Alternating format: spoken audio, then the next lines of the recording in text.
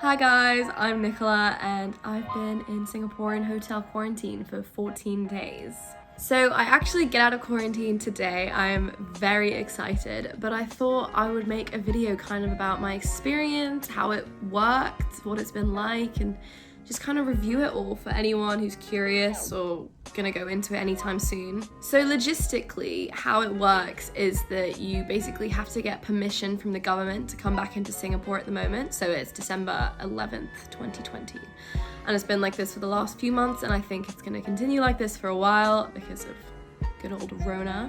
So I had to get permission from the Ministry of Manpower and then get a COVID test in order to get in.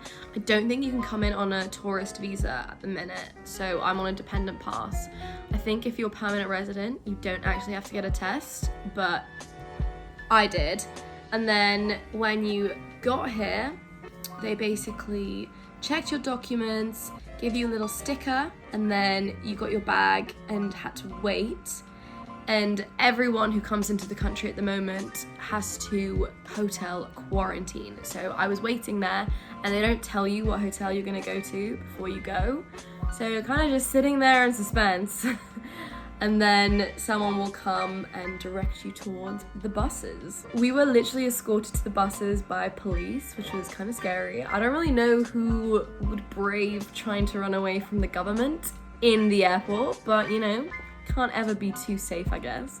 So you were escorted to the bus, and then the bus would just drive you to your hotel, and then you'd get off, you'd sit in the lobby, you'd check in, they'd give you a little document with like all the details of how it's gonna work in terms of food, laundry, towels, leaving your room, which is just not allowed, things like that, and then you would see yourself up to your room. So it was quite nerve-wracking, obviously not knowing what hotel you were gonna go to. You can look up the stay-at-home hotels, so that's what they're called, SHN, stay-at-home hotels in Singapore on Google, but there's quite a few of them, and it really is just luck of the draw.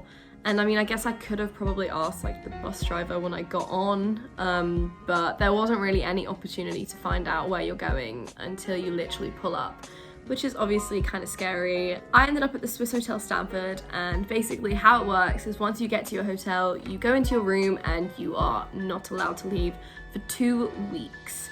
So the only time you're allowed to leave is when you go to get a COVID test on like day 10 or 11, and that's literally it. So I've been stuck in this room for 14 days non-stop, which is definitely an experience. So for food, they literally like come and drop it outside your door. At my hotel, I can scan a QR code and there's like food options. So we had Indian, Chinese and vegetarian options. And 3 times a day, they'd just drop a little plastic box outside and that would be your food. I know a lot of my friends in different hotels don't have that choice. They just get given food, and overall the food quality hasn't been great. Though I would say it's better here than what it looks like in some other places. But if you really hate the food, you can order, which I think everyone is a little bit guilty of doing sometimes. So I've definitely ordered from my favorite takeaways here. Or your parents can just drop food off and the staff will bring that up as well. Some hotels charge for that. I don't think this hotel has. Otherwise I feel like my parents would have said something, and they haven't. But they still nevertheless can drop you food or snacks or all sorts of things. A lot of hotels also keep a really close eye on you in terms of staying in your room and your symptoms. So in the Swiss Hotel and quite a few others, I think, you have to check in on an app 3 times a day with like a selfie, your temperature, and just if you have any symptoms or not.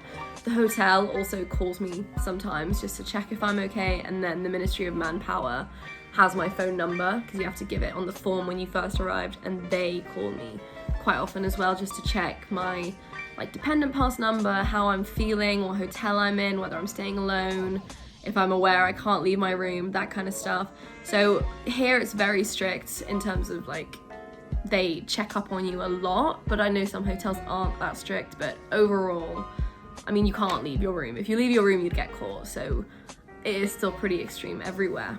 In terms of my own personal experience, I got so lucky with my room. Like, I'm gonna do a room tour in a second. Actually, I'll insert this here. So I'm gonna do a room tour now. I've packed up everything and my suitcases are outside, so it's fairly neat, but it has been lived in for 2 weeks with no cleaning, so bear that in mind.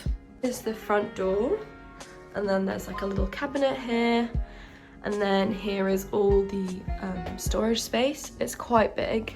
And then a full-length mirror, the bathroom. I was lucky enough to have a bath, which was really, really nice. If you come through here, the bed, which was so big, you could literally fit 3 of me on there. The study space, which is a mess. My Nativity 3D DIY advent calendar, but anyway, this is my desk and workspace, I guess. Here was a fridge and kind of like the food station. I stored all my snacks there. Massive TV, which I connect to my laptop on most days. Yeah, quite a lot of floor space, which was really nice for like walking around and exercise and just not feeling claustrophobic. And then my beautiful massive balcony with honestly the nicest view. Honestly, it's like a Singaporean postcard. I got so lucky. Look at that.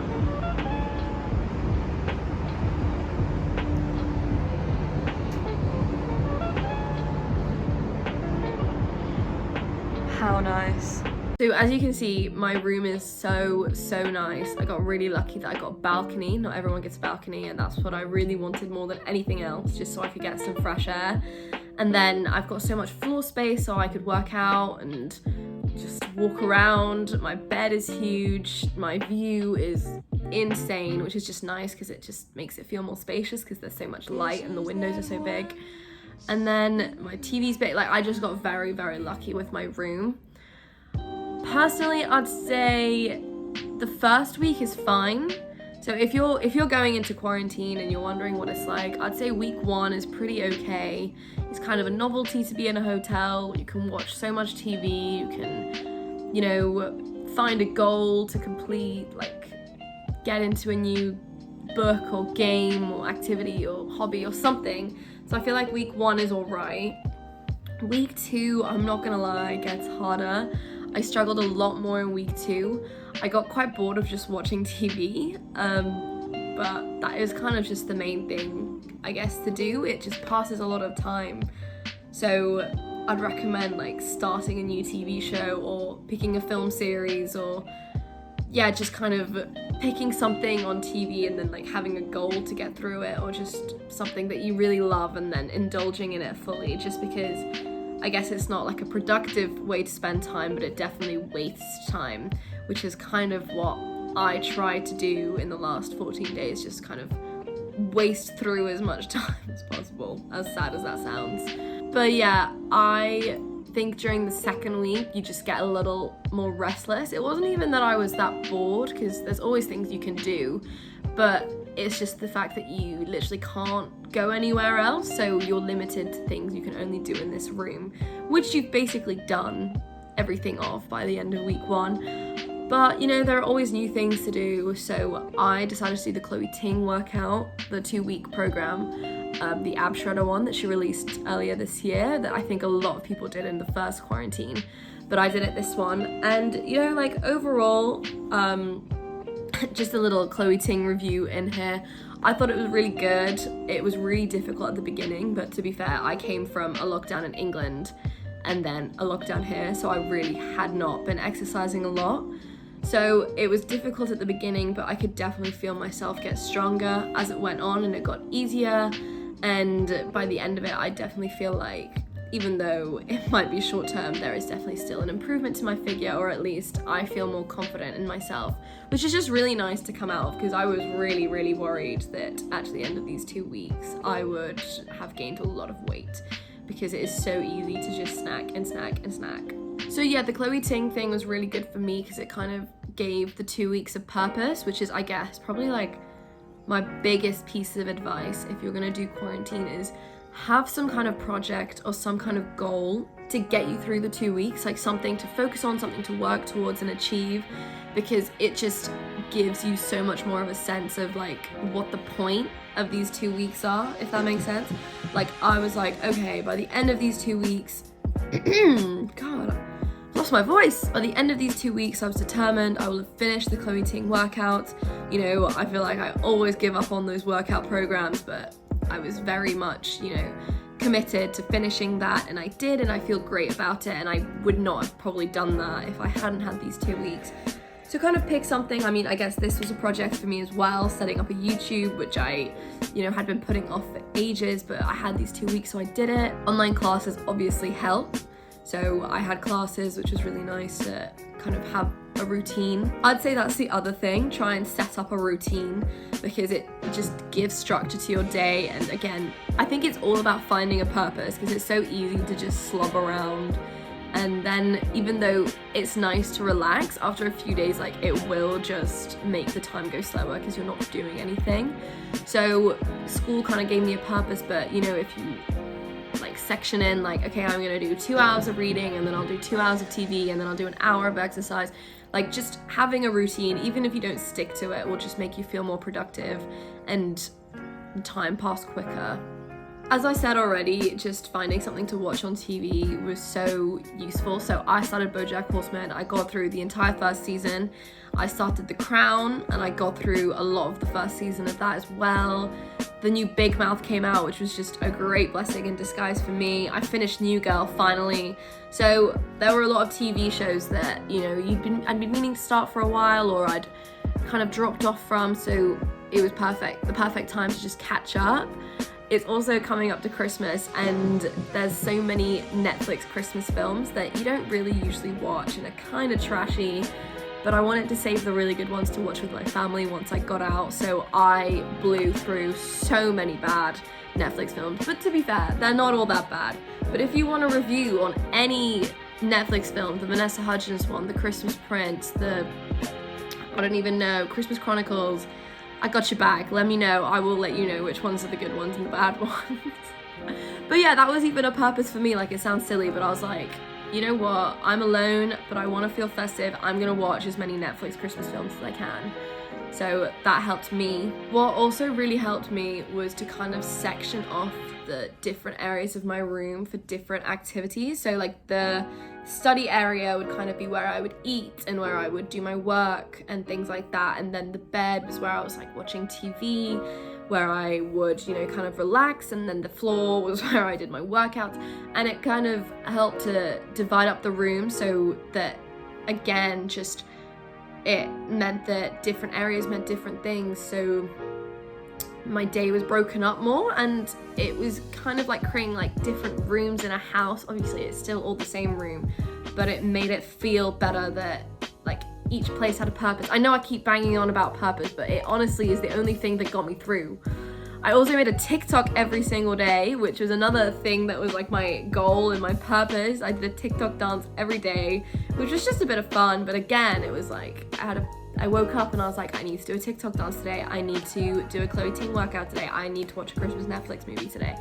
So it just kind of gave like a schedule to everything.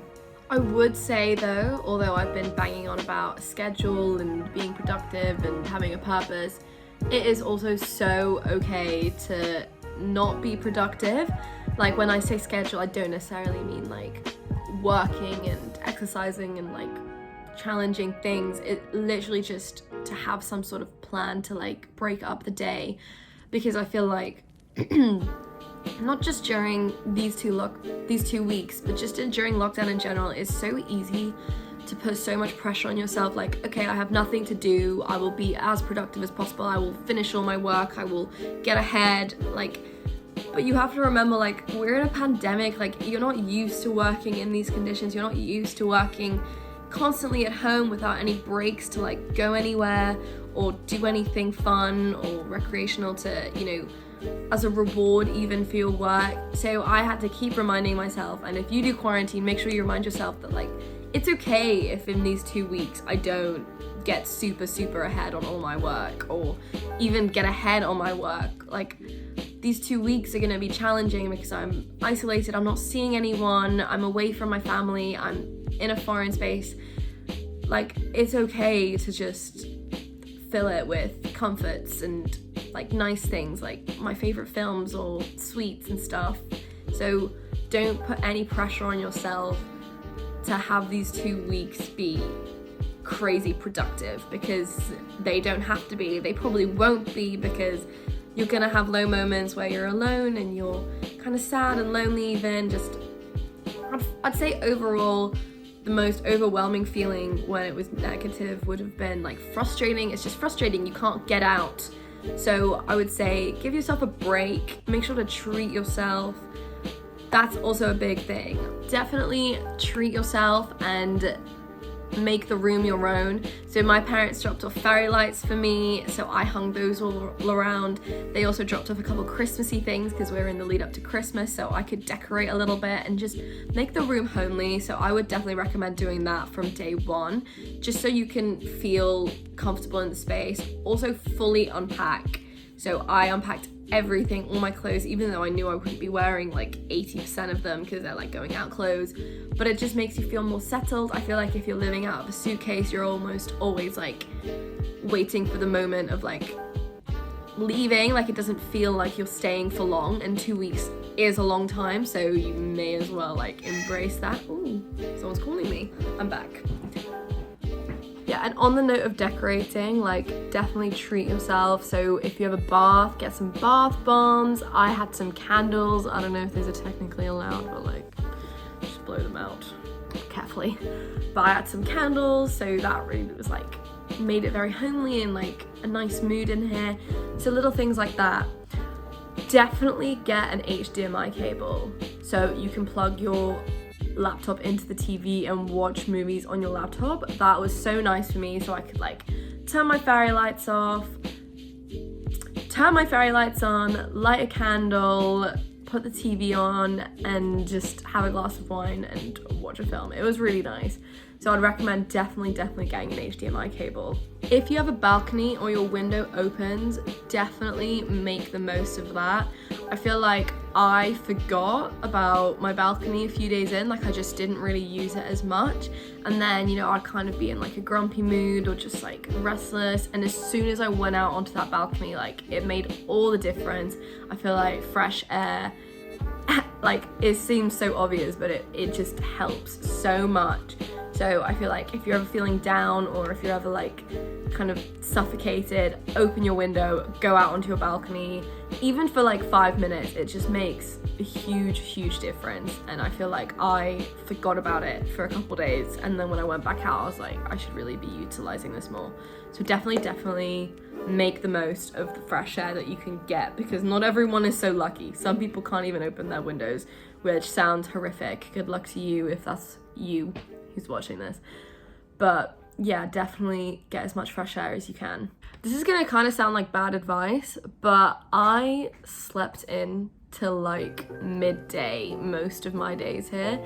And even though, like, you know, a bad sleep schedule is probably not great, it did make the time pass a lot quicker.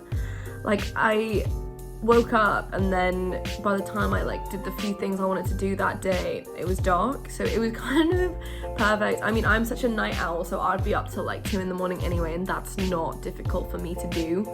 So I guess if you're more of a morning person, it wouldn't work that way, but it kind of did help to just let myself catch up on a lot of sleep, and it just did help the time go a lot quicker, because I would lose half the day.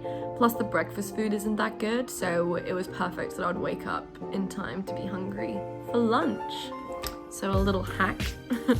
Make sure you call lots of your friends. I took this time as the perfect opportunity to catch up with a lot of friends who I hadn't spoken to in a while, as well as just call my closest friends who I missed a lot or who were just free. I feel like human interaction is so important during this time, just because like you don't have any. So any call, it just feels so nice. It'll immediately like rejuvenate you, and just, you know, it's the perfect opportunity to just talk to people who you had been too busy to keep in touch with regularly, and now you can update them on everything. So I really think make the most of it because it's like a double win. You like catch up with people who you hadn't in a while, plus you get some human interaction, plus it wastes time. Not wastes time, but takes up time. I feel like I keep saying waste. None of this is a waste of time. It just takes up time, and that's your goal, right? To like fill the time. So yes, it fills time. That's better. This might not be for everyone, but I've personally found vlogging has really helped me get through this. Not on here or anything, but on my like private story, I've been vlogging my day every day. Ooh, the chair. I've been vlogging like my plan for the day. I've been vlogging my opening of the advent calendar. So I would recommend doing that just because if your friends interact with it, more interaction, which is great. Again, it makes you feel like you have a purpose because you're like outlining what's gonna happen and you're talking, and I feel like it's so easy if you're locked in a room by yourself to just not speak. So it feels really nice to just speak and vent a bit. So definitely, even if it's just to yourself, I'd say talk to yourself, that's my advice. Or just vlog to like a few close friends. I found it really helps. A lot of my friends that arrived in quarantine after me are doing it, and it's really nice to watch other people do it. It's interesting to see people's experiences, and it seems to be like entertaining for them as well. So I'd recommend pick up your phone camera and have a little vlog, have a little chat to your friends. I would say every morning get dressed, even if it's into just more loungewear, change out of your pajamas and into something else, because again, it'll just like create a difference between the day and the night, which is just important because it can all just like blur into one. So get dressed. I think that might be it on advice. I don't know, I'm sure I've left something out, but that's how I've managed to survive these 2 weeks. As I said, week 1 was fine. Week 2 I found a bit harder, but you know, you get through it. It doesn't actually last that long. Like looking back on it, it's gone fairly quickly if you just, you know, as I said, fill up the time as much as possible. And I'm hugely extroverted, so if I can do it, anyone can do it. But yeah, it's been okay. It's been a bit frustrating at times. It's been a bit tedious at times. Some days are slower than others, but overall it's doable, and I'm so excited to see my family. So it'll be worth it. If you're doing it now, I promise it'll be worth it. If you get the Swiss hotel, consider yourself lucky, although they have had a roach problem, which I did also personally experience, but that's a whole other story. But I don't want to trash talk the Swiss hotel because overall they've been really, really good.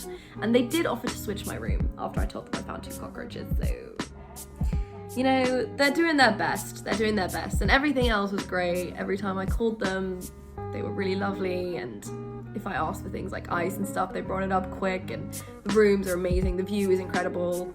So Swiss hotel is really great. If you are lucky and get it, then enjoy. But a lot of I think all of the hotels are fairly nice. Like they're not gonna stick you in a really horrible room for 2 weeks.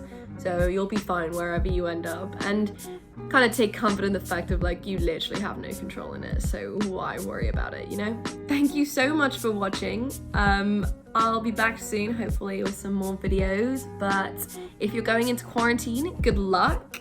If you were just curious about what it's like to stay in a hotel for 2 weeks and what I would recommend, then I hope this was interesting to watch. I'll be back soon, and make sure to like, subscribe, and comment. I don't know how this works, but yeah, thank you for watching. I'll see you guys soon. Bye.